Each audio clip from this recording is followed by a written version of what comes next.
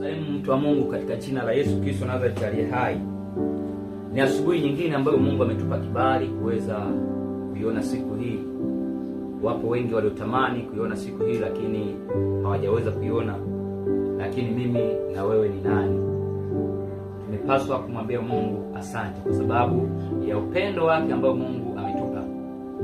Ule upendo wa agape ambao Mungu aliachilia kuja juu yetu. Kisoma katika Yohana sura ya 3 na ule mstari wa 16 nasema, kwa maana jinsi Mungu aliupenda ulimwengu hata kumtoa mwanae pekee ili kila mtu amwamini asipotee bali awe na uzima wa milele. Ndio huu ambao upendo umetuwekea ndani yetu uhai.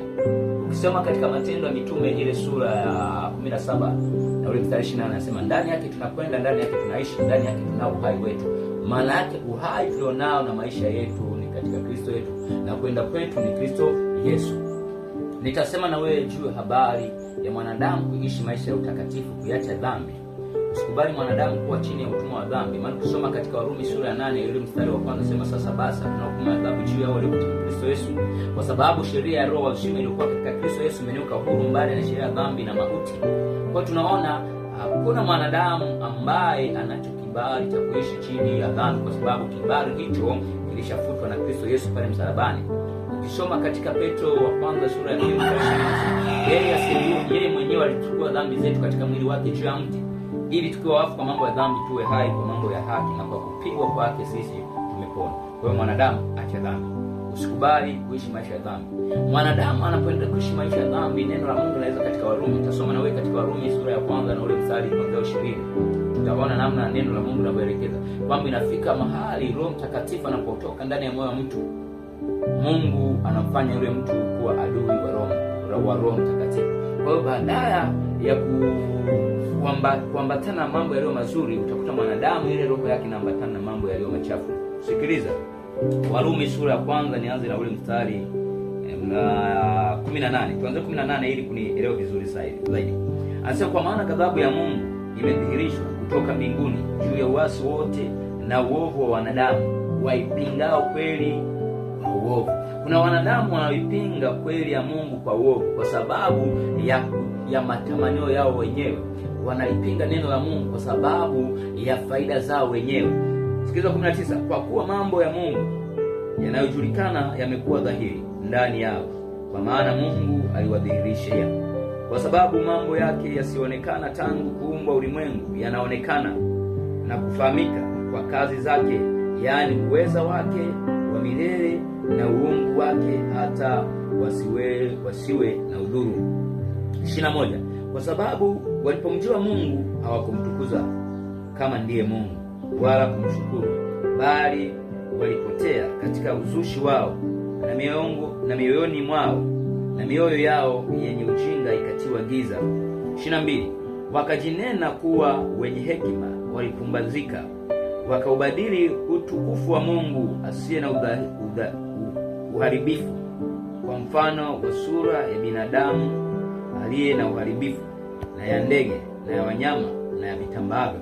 Kwa ajili ya hayo Mungu aliwaacha katika tamaa za mioyo yao.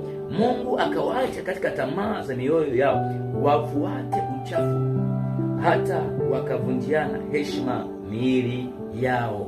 Kwa maana waliibadili kweli ya Mungu kuwa uongo, wakikisujudia kiumbe na kukiabudu badala ya Mungu aliyehimidiwa milele. Amina. Hivyo Mungu aliwaacha wafuate tamaa zao za aibu. Hata wanawake wakabadili matumizi ya asili kwa matumizi yasiyo ya asili. Wanaume nao vivyo hivyo waliacha matumizi ya mke ya asili, wakawakiana tamaa.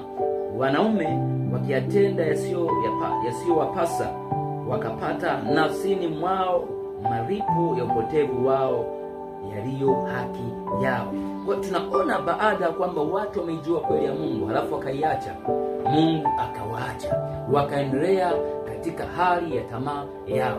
Tunaona mfano mzuri ni katika kipindi cha Lutu, Sodoma na Gomora, namna jinsi watu walivyoasi wakaacha kweli ya Mungu. Hata wakati mtumishi wa Mungu Lutu alipokuwa anawaambia hajui habari za kumwamini Mungu aliye hai, Mungu wa kweli, Mungu ambaye ameijenga mbingu na nchi, ameziumba mbingu na nchi, lakini watu hawakukubali. Maandiko haya yanatufunia kwamba wakaacha hali ya asili ya miili yao.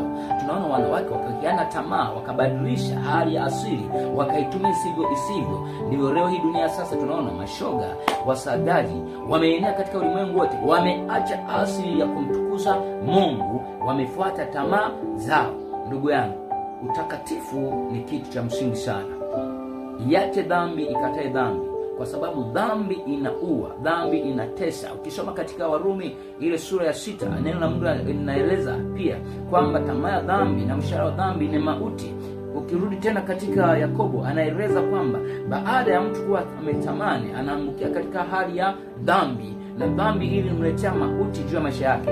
Ndugu yangu, asubuhi leo nakushauri acha dhambi. Siku ya leo nakushauri acha dhambi. Iwe asubuhi, mchana, jioni, tafuta kumwona Mungu, tafuta utakatifu wa Mungu. Usikubali ikatae dhambi. Asante sana.